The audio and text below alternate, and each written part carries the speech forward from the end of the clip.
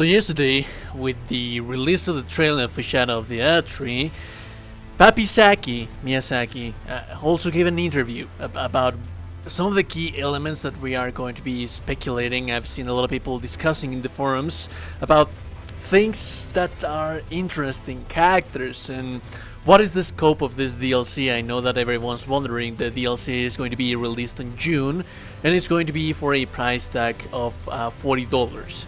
So it is quite a bit of a price, and it also has a lot of discussion whether do you think that it is a fair price for a DLC, which I think it is. I mean, it's just more Elden Ring and a whole bunch of the stuff that they discussed in that interview.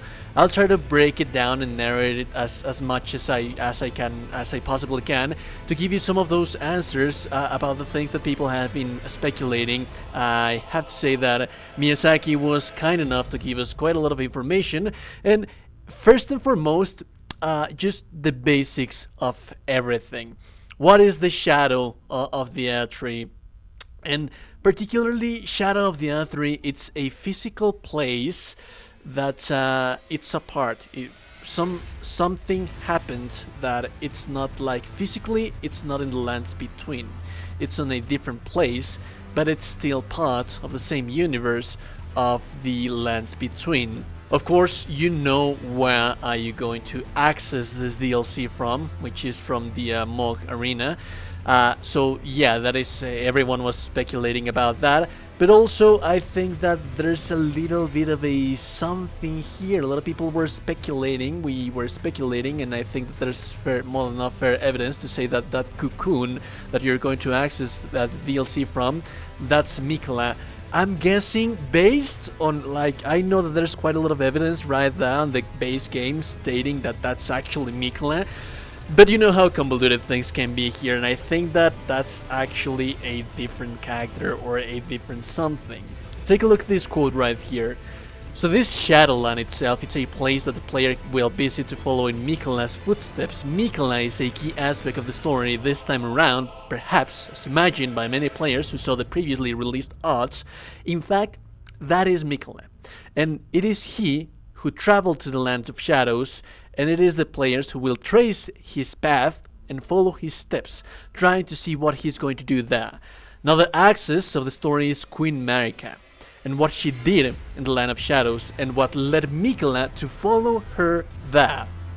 So that is actually quite interesting, because it seems that Queen Marika had something to do on the Land of the Shadows, in the Shadowlands, and Mikola followed her footsteps because he wanted to know what is it that she was doing in there. So it is probably likely that even if we don't meet Mikola in her, which I think it's highly unlikely, Mikola was actually following Marika in there. As for what can you expect from the Land of Shadows on gameplay value, gameplay time, the size and scope, it's the same as in, not the same, it's comparable. Let me give you this quote right here. It's difficult to answer without giving too much away and with high degree of accuracy, but if you think in terms of scale and size, it's probably comparable to, if not larger than, Limgrave area from the base game. That being said, it was also mentioned that you could expect an experience very similar to what you have at base game. So you have the layout of the open world where you have enemies, you have open world enemies, and then you have dungeons, and then you have also small and medium-sized scale legacy dungeons. So the scope of the overall degree of things that you can expect to find in here, it's going to be very highly comparable to what you have in the base game. This is a very interesting thing that I wanted to bring up with you. Like I mentioned before, why I do not think that that cocoon that we see in there is Mikola on itself, at least not per se. Yes, the cocoon and the arm that you saw at the beginning of the trailer, which then again, it's the one that we see on Mog's Arena, this is actually the entry point to the Land of Shadows where players will enter the DLC area, and this does mean that he has some relationship with Mikola. And Mikola has traveled, as we said, to the Country of Shadows. She has some motive and some objective there, which we don't want to reveal too much, but essentially the player will follow those steps in the same way that they follow the blessings of the grace, the sides of grace and lands between. They will follow the footsteps of Mikola, who will guide them through the land of shadows and reveal that motivation to them. Meaning that it's hard to read in between the lines in here, but it seems maybe it's like in the heat of not having a script of some sorts on what you want to say. But it is like kind of stating that Miquella actually entered the Shadowlands from here as well, rather than being that envoy, rather than being that catalyst, that object that it's itself Miquella that will guide you through. Like many people were speculating, like we were going to be going on his mind, or it is said that this is going to be physically apart from it. So it's just it opens up a whole bunch of more speculation in here. One more interesting thing about this all is that it was also mentioned that you're not the only one that actually managed to follow these footsteps. There are several NPCs that are going to be friends and foes that you're going to find in the Shadowlands. And these NPCs, they found their way the same way that you and Miquella did it. They got here to this place and they entered the Shadowlands. So even while they were like physically on some different place, like the lands between or whatever they may come or may not come, you will find them in there, and they found their way inside the same way that you did it. So yeah, there's a whole bunch of NPCs, people, and quests that you're going to be able to complete inside that. Now this is a very big quote that I want to read for you, but I think that it is going to have a little bit of impact, and that it is going to add some relief to the players when it comes to a very important character that we see on the trailer, which is that Mesma the Impaler. Yes, we can talk a little with this character. This is, as you say, a key figure in this DLC. We think that it will be officially revealed that he is Mesmer when the trailer is released. The little bit of a point of view. This interview was done prior to releasing the trailer, so that is why he's speaking like that. Yes, he's a key figure in the DLC, and again, there's important shadow elements, which is also key theme throughout the DLC. As you may have seen at the end of the trailer, there was a key piece of art where Mesmer is shown sitting on his throne, this throne-like chair, and people who have played the game may recognize that this throne is one of the ones in the hall from the boss where you fight Morgoth. And this represents the thrones at the base of the Erdtree.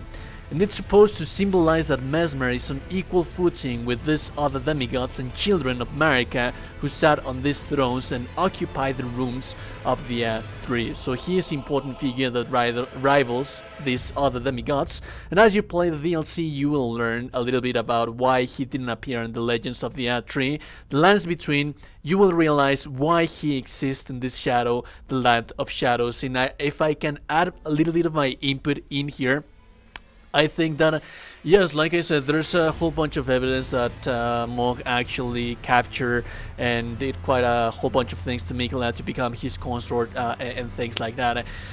But I think that the arm that you see there, and that cocoon, it looks fairly similar to that of Mesmer. So maybe the arm that we see in there, it's not necessarily of Miquella, and Miquella actually found a way in there. Maybe that's a prison, maybe Mesmer became a prison, and he is like a hypnotizer. And maybe this whole world inside that, it's like this just a whole bunch of speculation on my side, but it leads me to believe that maybe that kind of Shadowlands and prison, it's like a place that he made up in his mind, and a lot of people are like just traveling in there to explore and find things, and Miquella ended up being in there. Maybe he was trapped, or there's a whole bunch of stuff that we can, it just opens up a whole bunch of discussion right here. Now when it comes to the scope and the lore, the mythology that we are going to find in here, it's also mentioned that I think that the involvement of George Martin, it's kind of weird still. Some people still believe that he wrote the story of the game. He just built the mythos, he built a culture, he built the folklore of the game. And upon that mythos, that's where Miyazaki and the team wrote the rest of Elden Ring. So it was, they were inquiring if George Martin was involved in that.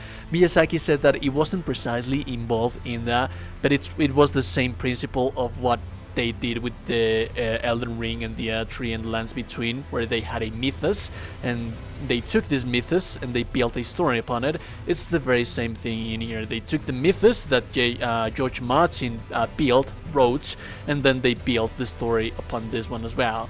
Well, one final thing that I like to mention, and that it is very, very, very cool. I think that this is going to make a whole bunch of people happy. Millennia. Millennia is one of the hardest bosses in the entire gaming history, and for good reason. Miyazaki did say in here that she is a optional boss fight, optional character for those of us sadists enough that want a more challenge than what you have in the base game. It is natural to say that Millennia is the hottest boss of Elden Ring. And Miyazaki said that, yes, that Millennia is something optional because it's just for those players that want to go through that extra mile. And he did say that there's similar bosses here on the DLC that you do not have to fight, you do not have to complete Pass A to complete the DLC. They are optional, but they are built on the same mindset of Millennia, that you're going to have that extra effort, that extra mile, that extra side of difficulty to push the boundaries, push the limits. And he mentioned several. He didn't mention just one. He said that there were a couple of bosses in there that were built upon this mindset. So I'm very happy to see that. I'm very happy to see that we're going to be exploring that kind of challenge and difficulty again. Finally, we did have a little bit of a glimpse to the new weapons, Ashes of War items that you're going to find in the game. I have already posted a video about that. But I'm happy to say that there's 8 new weapon classes, and by weapon classes I mean that, for example, you have seen one of those, which is kind of a monk with flying round kicks and things like that.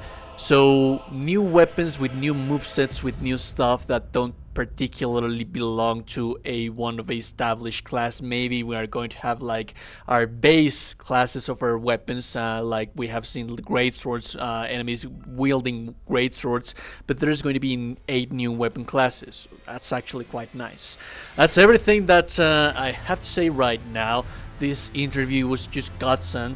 There's a whole bunch of information that keeps us going, speculating, and I think that Shadow of the Erdtree is going to be, without a doubt, one of the DLCs of all times. Like the content, like the video, subscribe to the channel, join the Discord, and if not also you today, you're a gorgeous and beautiful person, you're in the gorgeous and beautiful person. I'll be seeing you then, gorgeous and beautiful people, in the next one. Have a lovely, lovely day, and goodbye.